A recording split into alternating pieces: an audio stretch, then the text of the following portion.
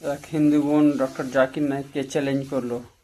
তারপর ডক্টর জাকির নায়েক কি জবাব দিলেন দেখেন। সবাইকে শুভ সন্ধ্যা। আমার নাম আরতি, আমি ইঞ্জিনিয়ারিং এর স্টুডেন্ট। আমি এই কথা মানি যে সব ধর্মই আসলে কিছু বিশ্বাসের সমষ্টি। হিন্দুইজম একটা বিশ্বাস, ইসলাম একটা বিশ্বাস, খ্রিস্টান ধর্ম একটা বিশ্বাস। আর বেশিরভাগ প্রধান ধর্মই যেমন হিন্দুইজম, ইসলাম বা খ্রিস্টান ধর্ম, এগুলো সময়ের সাথে গড়ে উঠেছে। এই ধর্মগুলো অনেক সময় পার করে তারপর এসেছে। এই ধর্মগুলোতে অনেক কিছু যোগ হতে পারে, বাদ যেতে পারে, এতে করে ধর্মটা উন্নত হতে পারে, অথবা এসব যোগ বিয়োগে ধর্মটার অনেক ক্ষতিও হতে পারে। আমার প্রশ্নটা হলো, আমাদের কেন কোরআন বা বেদের মতো কিছু ধর্মগ্রন্থ মেনে চলতে হবে? আমরা কেন ধর্মগুলোর ভালো জিনিসটা নিয়ে আর খারাপ জিনিসগুলো বাদ দিয়ে তারপর পালন করি না? কোরআন থেকে ভালো জিনিস নিলাম, বেদ থেকে ভালো জিনিস নিলাম, বাইবেল থেকে ভালো জিনিস নিলাম, তারপর সেগুলো মানতে পারি। আর বেদে যে কথাই থাকুক, কোরআনে যে কথাই থাকুক, আর বাইবেলে যে কথাই থাকুক, আমার মতে পুরুষের একটাই স্ত্রী থাকা উচিত। আর আমি কোনো কিছু এজন্য মানব না যে সেটা কোরআনে লেখা আছে বা বেদে লেখা আছে। আমি আমার যুক্তি আর বুদ্ধি দিয়েই সেটা বিচার করব, আর সব ধর্ম থেকে ভালো জিনিসটাই নেব। আর আজকের এই অনুষ্ঠানে আমরা কেন এই দুইটা ধর্মের সাদৃশ্য আর পার্থক্য নিয়ে আলোচনা করছি? আমরা তো দুইটা ধর্ম থেকে ভালো জিনিসগুলো নিয়ে আমাদের নিজেদের মতো জীবনযাপন করতে পারি। এটাই আমার প্রশ্ন। বোন, আপনি খুব সুন্দর একটা প্রশ্ন করেছেন, খুবই সুন্দর প্রশ্ন, খুবই প্রাসঙ্গিক প্রশ্ন। আমরা কেন কোনো ধর্ম পালন করব? কেন হিন্দুইজম, ইসলাম আর খ্রিস্টান ধর্ম, তার চেয়ে সব ভালো জিনিসগুলো জড়ো করি, সেগুলো মেনে চলি। শেষ। কোনটা ভালো কোনটা খারাপ কে বলবে?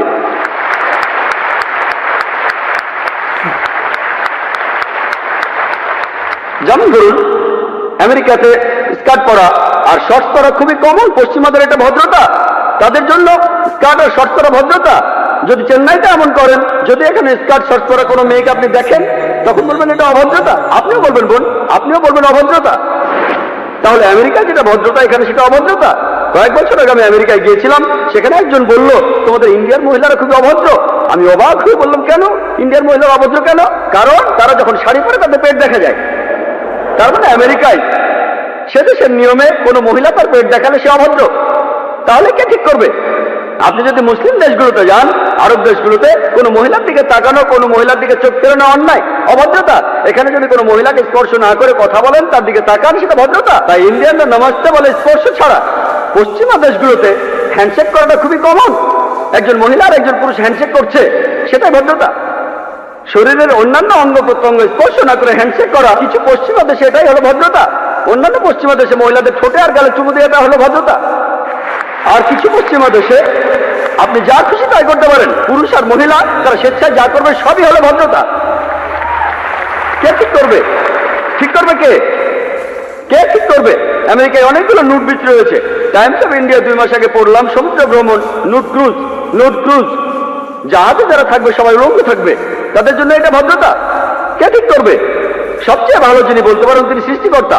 আমি প্রশ্ন করছি, কোনটা ভালো কোনটা খারাপ কে ঠিক করবে? কে ঠিক করবে? আপনি বললেন সেরা নিয়মগুলোই বাঁচা হবে, আর আমি আপনার সঙ্গে একমত। সবগুলো ধর্মের ভালো জিনিসগুলো বেছে নেন। আমি সেটাই করেছি। আমি সব ভালো জিনিসগুলো বেছে নিয়েছি বেদের মধ্যে থেকে।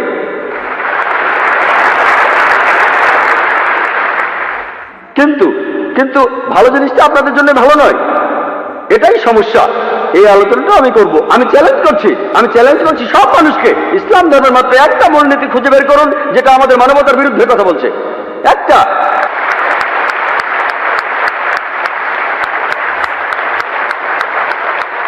আমি চ্যালেঞ্জ করছি, আমি অন্য মুসলমানকে এর মধ্যে টানছি না, আমি শুধু আমার মাথাটা গিলোটিনে রাখছি। আমি সবাইকে চ্যালেঞ্জ করছি, যে কেউ, হ্যাঁ, অনেক অমুসলিম আছেন যাদের কাছে মনে হবে কিছু এক ভুল, যেমন ধরুন এই বোন পুরুষের একাধিক বিয়েতে একমত নন। এরপরেও বলবো ইনশাল্লাহ, আমার উত্তরটা শুনে আপনিও মানবেন, ইনশাল্লাহ মেনে নেবেন, আপনিও একমত হবেন। যেমন ধরুন আপনি প্রশ্ন করলেন 2 আর 2 যোগ করলে কত হয়, আমি উত্তরটা জানি বলে দিলাম, তারপর আপনি উত্তর শুনে মেনে নেবেন। আমরা এখানে যেটা করব, যেসব ব্যাপারে আপনারা একমত নন, আপনার মাইকের সামনে এসে প্রশ্ন করবেন। আমি আসলে একজন ছাত্র হিসেবে যথাসাধ্য চেষ্টা করবো, আল্লাহ চাইলে উত্তরটা দিতে পারবো। এখন বেদ যে বলছে আপনি একাধিক বিয়ে করতে পারেন, খ্রিস্টানদের বাইবেল বলছে, কোরআনও বলছে। এখন আপনি এইসবের কোনোটাই মানতে চান না, সমস্যা নেই, আসুন আমরা যুক্তির কথা বলি। আমরা যুক্তি দিয়ে দেখি। বল, আপনি কি জানেন প্রাকৃতিকভাবে ছেলেরা আর মেয়েরা সমান অনুপাতে জন্মায়? প্রাকৃতিকভাবে ছেলেরা আর মেয়েরা সমান অনুপাতে জন্ম নেয়। কিন্তু কোনো ডাক্তারের কাছে যান, শিশুদের উপরে ডাক্তার, তিনি বলবেন যে মেয়ে শিশুরা বিভিন্ন জীবনের বিরুদ্ধে ছেলে শিশুর চেয়ে ভালোভাবে লড়াই করতে পারে। তাহলে শিশু বয়সে দেখা যায় মেয়ে শিশু যত মারা যায় তার চেয়ে ছেলে শিশু অনেক বেশি মারা যায়। শিশু বয়সে মেয়েদের সংখ্যা ছেলেদের চাইতে বেশি থাকে। তারপর সময় যায়, মানুষ ধূমপানের কারণে মারা যায়, মদ খাওয়ার কারণে মারা যায়, অ্যাক্সিডেন্টে মারা যায়, যুদ্ধে মারা যায়, এখানেও মেয়েদের চাইতে ছেলেরা বেশি মারা যায়। তাই আজকের দিনে পৃথিবীতে পুরুষের চাইতে মহিলার সংখ্যা অনেক বেশি। শুধুমাত্র কয়েকটা দেশে, ইন্ডিয়ার মতো তৃতীয় বিশ্বের কয়েকটা দেশে মেয়েদের সংখ্যা ছেলেদের চাইতে অনেক কম। কারণটা জানেন? কারণ হলো মেয়ে শিশু হত্যা। বিবিসির একটা রিপোর্টে এমিলিও বেকাননের কথা অনুযায়ী তিনি একটা প্রোগ্রামে বেশি বয়সে মৃত্যু নিয়ে বলেছিলেন প্রত্যেক দিন ইন্ডিয়াতে 3000-এরও বেশি মহিলা তাদের গর্ভপাত ঘটায় যখন জানতে পারে গর্ভের শিশুটি মেয়ে। তার মানে প্রতি বছরে ইন্ডিয়াতে 10 লাখেরও বেশি মহিলা গর্ভপাত ঘটায় যখন জানতে পারে গর্ভের শিশুটি মেয়ে। যদি এই অশুভ প্রথাটি বন্ধ করা যায়, আর তামিলনাড়ুর সরকারি হাসপাতালের রিপোর্ট অনুযায়ী আপনাদের এই প্রদেশেই এই রিপোর্ট বলছে প্রতি 10 জন মেয়ে সন্তানের 4 জনকে মারা হয়, এই কাজটা কি সঠিক? এটা ভুল। যদি এই অশুভ প্রথা বন্ধ করেন তাহলে ইন্ডিয়াতেও মেয়েদের সংখ্যা হবে ছেলেদের সংখ্যা চেয়ে বেশি। শুধুমাত্র আমেরিকাতেই মেয়েদের সংখ্যা ছেলেদের চেয়ে 78 লক্ষ বেশি। শুধু ইংল্যান্ডে ছেলেদের চেয়ে মেয়েদের সংখ্যা 40 লক্ষ বেশি।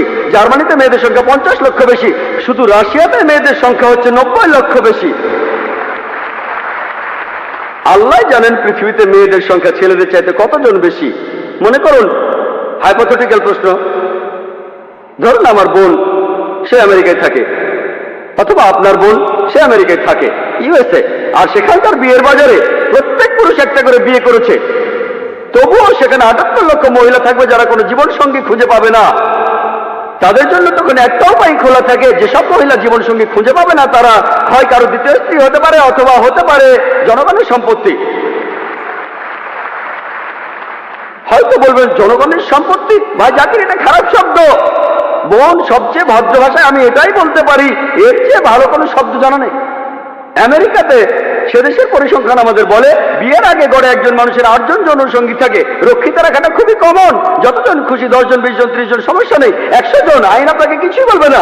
যদি আপনার একাধিক স্ত্রী থাকে এই ব্যাপারটা তারা হজম করতে পারে না। কেন? রক্ষিতা হয়ে মহিলারা কোনো অধিকার পান না, এখানে সেই মহিলাকে অসম্মান করা হয়। ইসলামে আপনার দ্বিতীয় স্ত্রী থাকলেও তার সমান অধিকার, তার সম্মান আছে, সবাই শ্রদ্ধা করে। তবে আমি আপনার সঙ্গে একমত, এ ব্যাপারে একমত যে কোনো মহিলায় স্বাভাবিক পরিস্থিতিতে তার স্বামীকে অন্য মহিলার সাথে ভাগাভাগি করতে চায় না। আমি একমত বোন, আমি আপনার সাথে একমত। কিন্তু ইসলামিক শরিয়ার মূল কথা হলো বড় ক্ষতি ঠেকানোর জন্য ছোট কোনো ক্ষতি হওয়া ভালো। বড় ক্ষতি ঠেকাতে হলে ছোট ক্ষতি হওয়া ভালো।